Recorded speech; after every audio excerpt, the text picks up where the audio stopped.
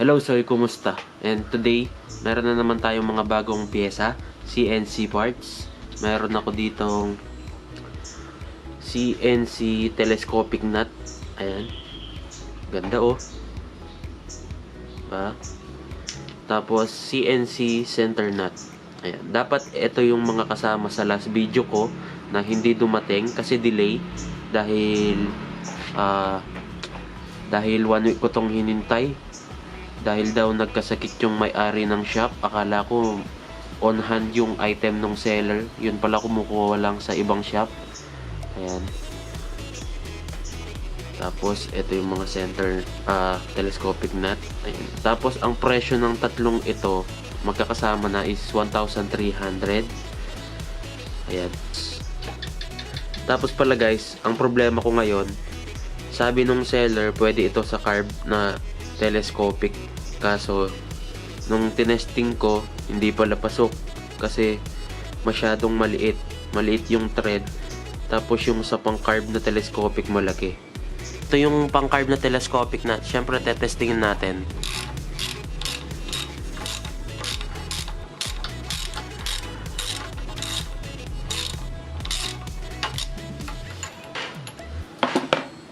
Malaki itong diameter nito kaysa dito. Pero kapag nilagay ko to, pumapasok siya ng buo, di ba? Ayan. Ganyan. Pero sa pang FI na telescopic, pasok siya. Sinabi ko naman sa seller na pang carb itong telescopic ko. Sabi niya, meron daw siya. Pwede. Ayaw naman. At mukhang ayaw na ring palitan ng seller. Ano? So, DC type parts yata yung pangalan ng shop. Ayan. Iwasan nyo na lang yung shop na yun para di kayo ma-hassle. Hassle yung transaction ko sa kanya. Ayan, 1 week kong hinintay, tapos mali. So, ang gagawin ko ngayon, dahil pang carb itong mga telescopic ko, ay ilalagay ko yung pang FI. Kasi yung pang Sonic at FI, pareho. Kasi mukhang pang Sonic to eh. Tapos itong baso ng carb ilalagay ko dun sa telescopic ng FI.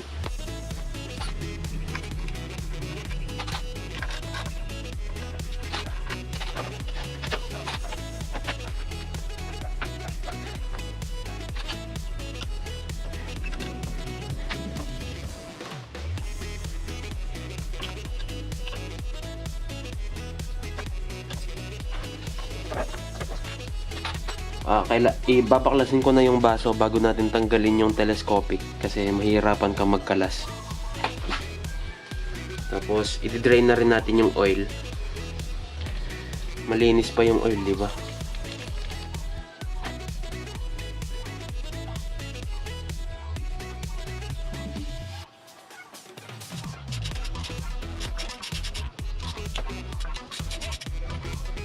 So guys, ito na yung mga telescopic natin.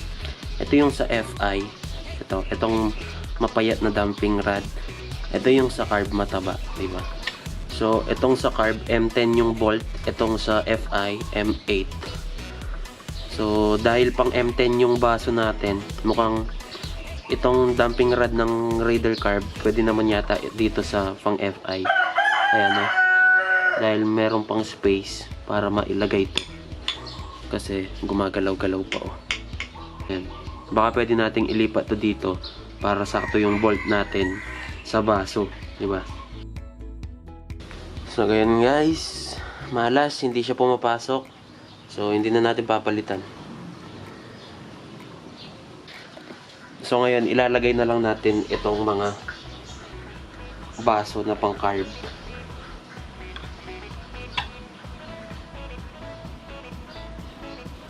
Bali, M8 na tong bolt nito ngayon. Hindi kasi natin nailipat yung damper. Pero, naka-center pa rin naman. Ayan. Centered pa rin naman siya. So, ayan guys, ang dami natin binaklas. Mailagay lang yung telescopic nut, Pero kung pang FI na talaga itong shock mo, hindi ka na magkakalas. Plug and play na yon. Kasi ako nagpalit pa ako ng pang carb dati.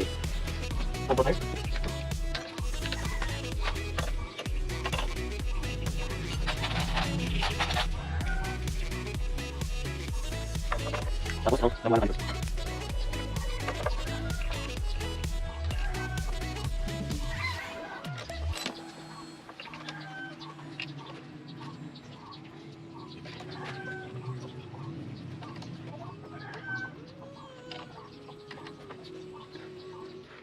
So ngayon guys, pwede na natin tanggalin itong center nut.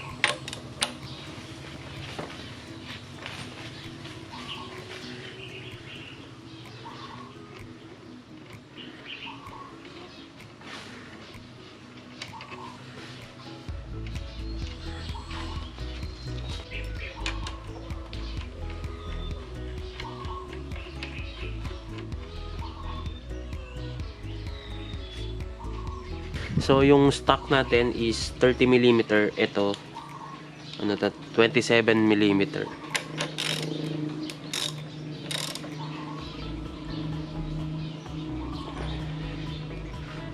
Yan. Ganda. Wala pa akong pork oil kaya pansamantala muna nating ilalagay yung mga telescopic nut. Tatanggalin ko muna to isa-isa lang para hindi bumagsak yung shock natin, ano? Ayan, tapos ililipat ko yung o-ring dun sa CNC. Tapos halos pareho lang din sila ng height. Ayan, o. Mayroon siguro, mas mahaba siguro ng 1mm itong ano, stock nut kesa sa CNC. Ayan, pwede kang mag-add ng isa pang washer kung gusto mong makuha yung stock height ng stock nut mo. Ayan, yung stock nut 17mm socket wrench, itong CNC 19mm na.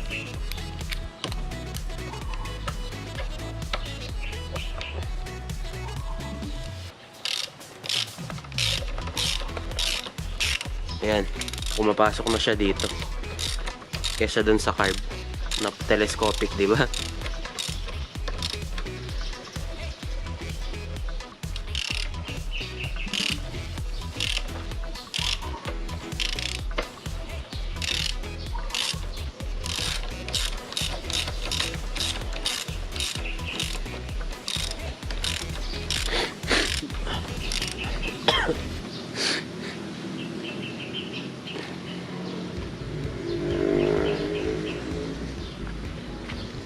So, ayan guys, ganda. At ngayon, punta muna akong bayan, bibili akong fork oil. At baka bumili na rin ako ng mga CNC Tpost bolts. So, ayan. Tutuloy ko na lang ito mamaya. So, ayan guys, papunta na ako ng Honda Casa. Bibili ako ng fork oil. Kasi maganda yung fork oil ng Honda, hindi umiitim agad. Tapos titignan ko na rin kung merong Tpost bolts.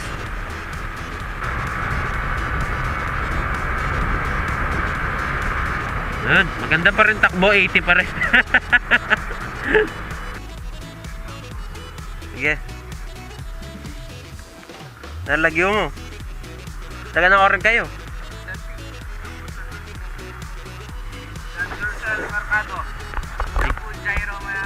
Sige, makarecord na naman.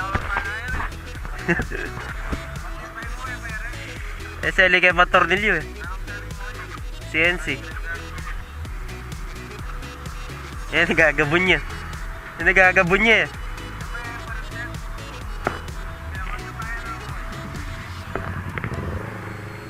Sige, salamat na. So ayan guys, shoutout kanina sa mga subscribers ko, ano.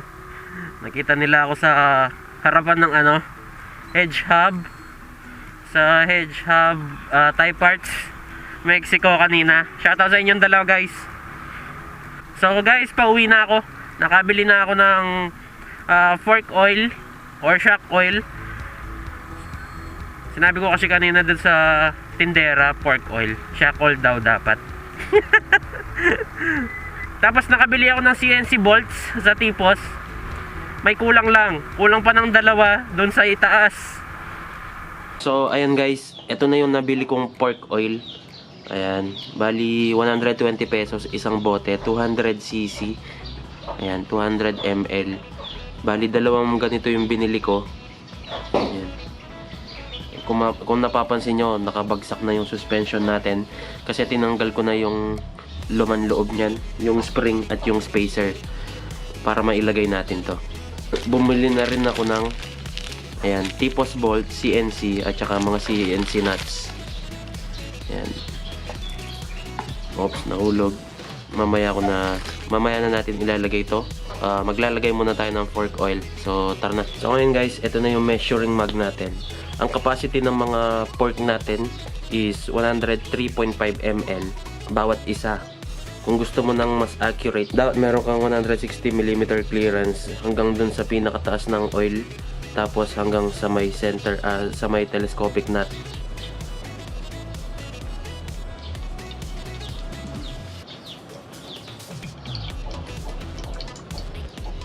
Yun, 100 ml. Dahil wala tong puro 100, 200 lang yung nakasulat, uhulaan na lang natin yung 3.5. Konti lang naman yan. Tapos pwede na nating ilagay sa mga fork.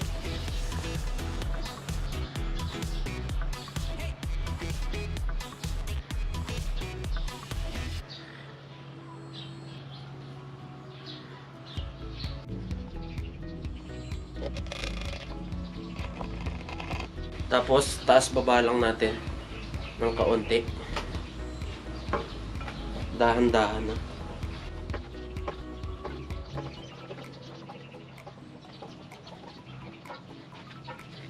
Para mas accurate yung reading nyo guys, susukatan ko yung clearance ng oil level hanggang dito sa pinakataas ng telescopic. So ito ang gagamitin ko kasi wala akong tools para dito. At gagamitan ko ng flashlight. Yan, basta dumikit lang yung oil sa dulo ng rod na to.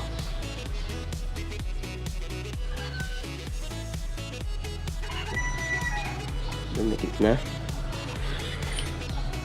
Yan, tapos sukatan natin. Oo, di ba? Ayan. Halos 160 mm, nasa 158 mm. Konting-konti lang yung diferensya. Pero okay na yan sa akin. At sakto naman. So ibalik na natin yung mga spring at itong spacer at yung washer. So tapos guys, sa pagbalik ng spring, itong big spring natin, meron siyang dalawang dulo. Itong isang dulo, maliit yung diameter. Itong isang dulo, malaki. Itong dulong na medyo cone, medyo maliit dito, ito yung sa ibaba.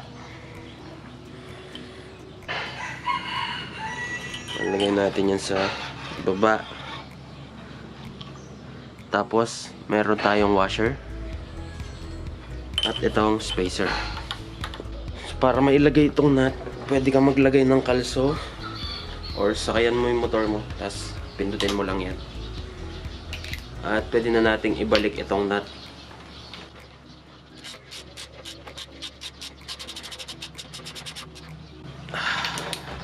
Yan. Basta mailagay mo yung isang nut, hindi ka na mahihirapan sa pangalawa.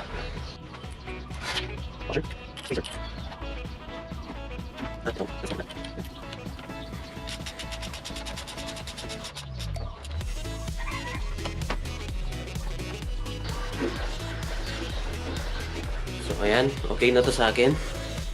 So, pwede na natin ilagay yung mga Tpost nut, ay Tpost bolts. So, itong dalawang to, 8x30 ang size. Itong sa itaas, 8x35.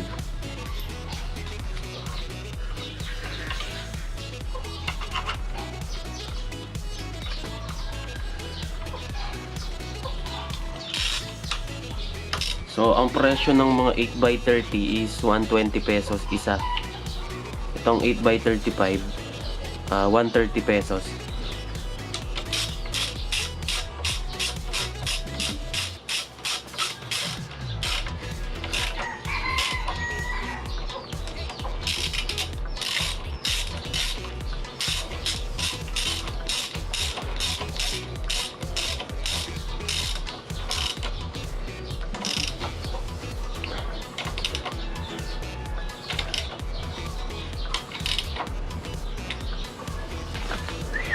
Ayos, ganda.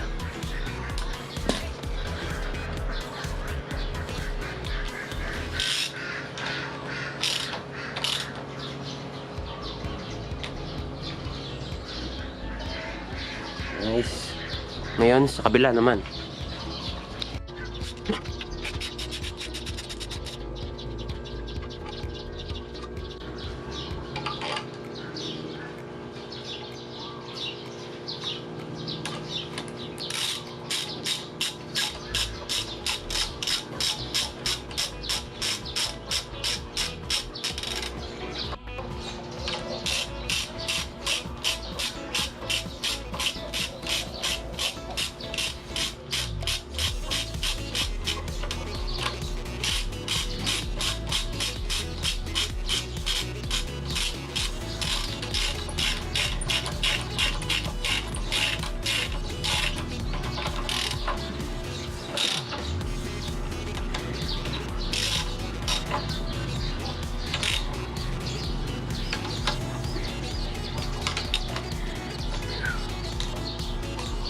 Ayos, ganda.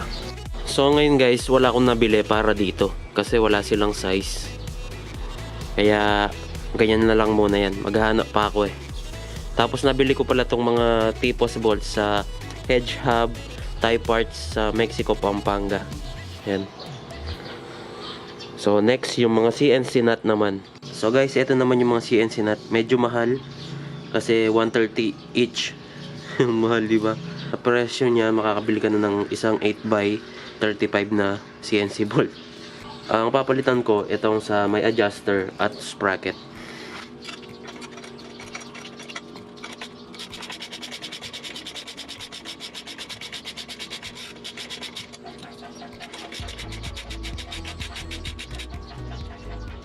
Tapos yung CNC.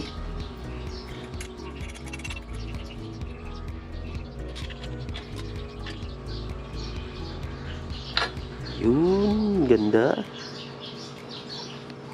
Itong CNC ulit.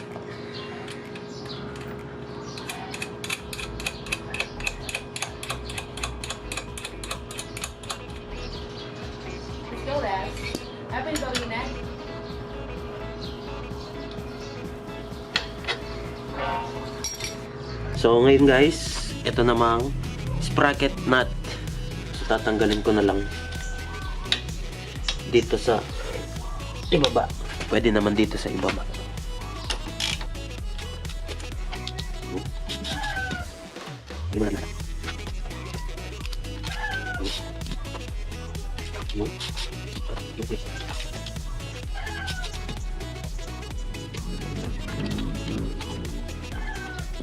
Tapos guys, pwede na nating ilagay yung mga CNC nut.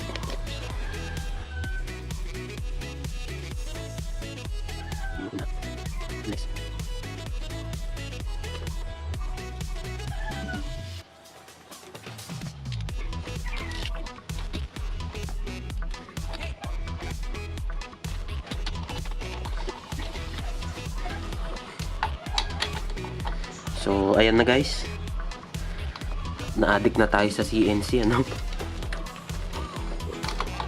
Bali yung mga hindi pa CNC na bolts ko, papalitan ko na yan yung CNC. So dito ko nahigpitan sa baba.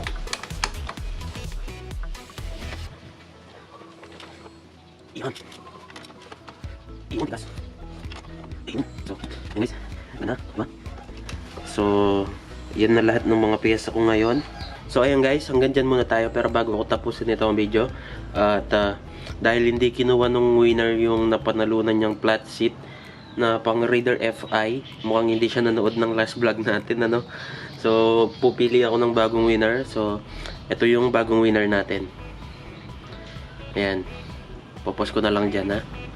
So congrats sa bagong winner. Kontakin mo na ako, bibigyan kita ng 1 linggo para makuha yan.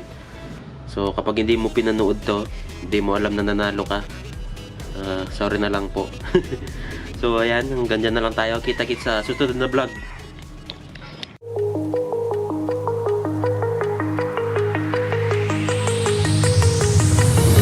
Do you remember how you held me then? Now you got me reaching out.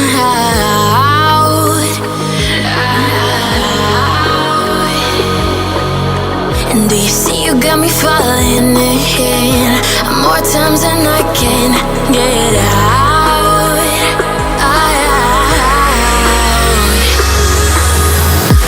Down in the deep of my mind, I crawl for you and you're always inside.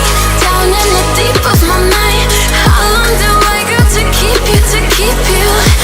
Down in the deep of my mind, I crawl for you and you're always inside. Down in the deep of my mind, trying so hard not to keep you, to keep you.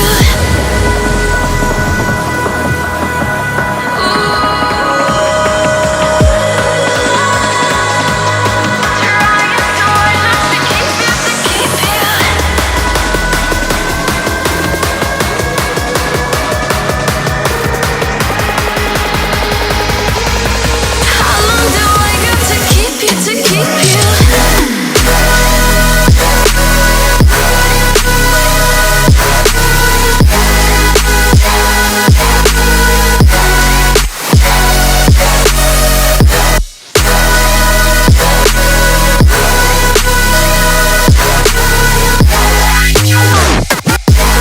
Trying so hard not to keep you, to keep you.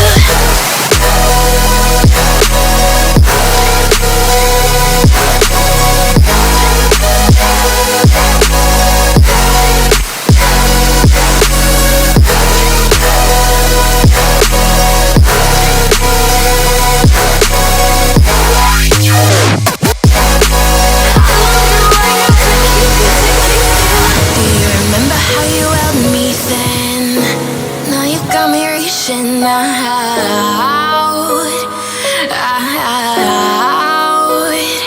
Yeah. And do you see you got me falling in more times than I can get out.